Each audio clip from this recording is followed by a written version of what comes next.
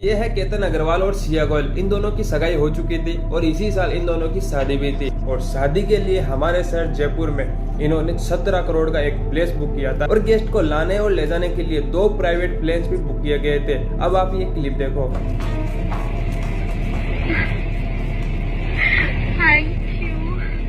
पसंद है तुम्हें मालूम है।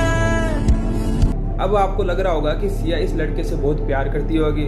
नहीं लग रहा, अब लगेगा। 6 दिन पहले 18 जून को सिया गोयल का बर्थडे होता है, जिसको सेलिब्रेट करने के लिए ये दोनों लोहागढ़ फोर्ट जाते हैं। और लोहागढ़ फोर्ट पे केतन अग्रवाल सिया गोयल की फोटो क्लिक कर ही रहा था और उसका पैर फिसलने से वो गिर जाता है और मौके पर ही उसकी मौत हो जाती है। सिया गोयल इंस्टा पर एक हार्ट ब्रेकिंग स्टोरी लगाती है कि तुम मुझे मेरे जन्मदिन पर छोड़कर चले, तुमसे बहुत प्यार करती हो, मुझे मालूम है तुम यही हो, वापिस आ जाओ।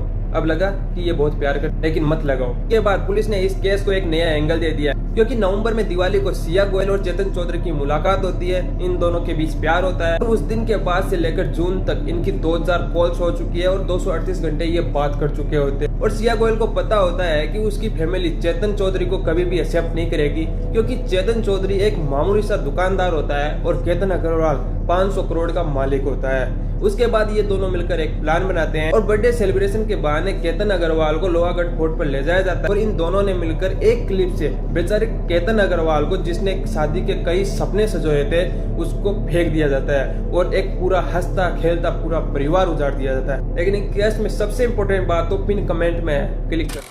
केतन की बहन को ये सुराग नहीं मिलता तो शायद पुलिस कभी भी इन दोनों आरोपियों को पकड़ नहीं पाती। केतन अग्रवाल, जिसकी कुछ महीनों बाद शादी थी और जिसके लिए इसने 12 करोड़ का मैरिज गार्डन बुक किया था, और उसके बर्थडे पर इतने सरप्राइज गिफ्ट दिए, इतना केयर किया, इतना प्यार किया, और इस लड़की ने इसको क्या दिया? एक धोखा।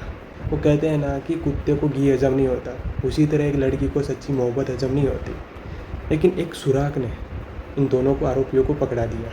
केतन अग्रवाल के अंतिम संस्कार के 4 दिन बाद सिया गोयल इस पीड़ित के घर आती है और तब केतन की बहन को कुछ असामान्य लगता है इसके व्यवहार में, इसकी बातों में। केतन की बहन ये जानकारी अपने परिवार को देती है और परिवार पुलिस को बताती है, जो जानकारी इस केस को नई दिशा देती है। पुलिस को जांच में ये पता चलता है कि चेतन चौधरी और सिया गोयल कई महीनों से संपर्क में थे और 4 महीनों में इन्होंने 2000 बार कॉल की है और 238 घंटे इन्होंने बात की है। तो काफ़ी सवाल उठाते हैं। पुलिस को ये पता चलता है कि चेतन चौधरी ने 18 जून को अपना फ़ोन किसी दुकानदार को दे दिया ताकि उसकी ट्रैकिंग नहीं की जा सके। फिर पता चलता है कि चेतन चौधरी के फ़ोन पर जितने भी उस दिन कॉल आए, उन सारे कॉल्स को दुकानदार अटेंड करता है। और फिर पता चलता है कि सुबह 7 बजे से लेकर शाम के 5:40 बजे तक चेतन चौधरी के फ़ोन का इंटरनेट बंद रहता है।